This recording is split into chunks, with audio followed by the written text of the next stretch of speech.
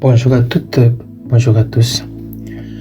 Le thème que nous allons aborder aujourd'hui, mes amis, concerne les épreuves qu'un enfant de Dieu doit traverser. Psaume 66, versets 10 à 12, au nom de Jésus. Car tu nous as éprouvés, ô Dieu. Tu nous as fait passer au creuset comme l'argent.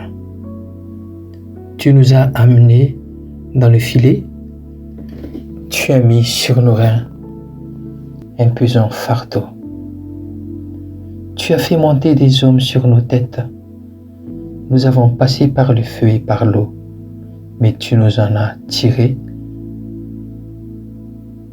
pour nous donner l'abondance. Amen. Si l'on veut aller droit au but, chers amis, je voudrais te prévenir en toute franchise que le désert est un passage obligatoire pour atteindre la terre promise.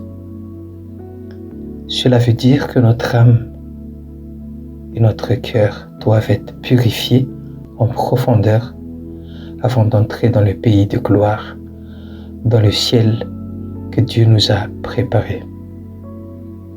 Car tu nous as éprouvés, ô Dieu, tu nous as fait passer au creuset comme l'argent. Il nous est impossible, chers amis, en même temps de vivre dans la fornication ni l'adultère et en même temps de vouloir aller au ciel. Tu dois choisir. Beaucoup d'entre nous avons choisi de servir Dieu sans vraiment vouloir se séparer de son ego, de la cupidité, la gloire et l'amour du monde. Mais sache, mon ami, que c'est l'œuvre du Saint-Esprit de briser les liens que le diable nous a attachés. Donc il faut venir à lui, il faut chercher sa face. Après, de quitter et d'abandonner nos péchés et nos penchants, de choisir la sanctification, l'humilité, c'est de ça que Dieu nous invite aujourd'hui par cette vidéo. Tu nous as emmenés dans le filet. Tu as mis sur nos reins un pesant fardeau. Maintenant, par exemple, si nous lisons l'histoire des héros de la Bible et la raison des épreuves qu'ils ont traversées,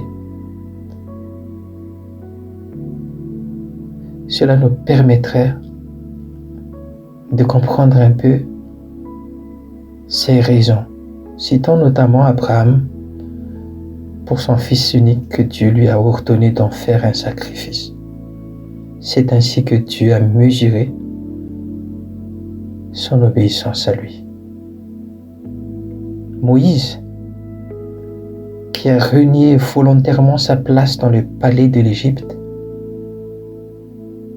quand il a compris sa vocation, ça lui a coûté pas mal de gains matériels, mais il a préféré largement rester aux côtés de Dieu, à entendre sa voix, que de rester dans le palais du Pharaon, loin de la face de Dieu.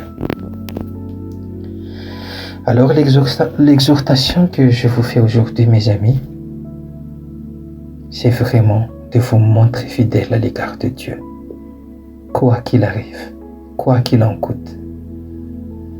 Dieu t'a peut-être mis au front face à tes ennemis. Parfois, il s'avère que tes prières restent sans réponse. Ne change pas, car ta vraie valeur ne se mesure pas par les biens matériels que tu possèdes. Ta vraie valeur se mesure par la qualité de la foi que cache ton cœur. Tu as fait monter des hommes sur nos têtes. Nous avons passé par le feu et par l'eau, mais tu nous en as tirés pour nous donner l'abondance. Amen.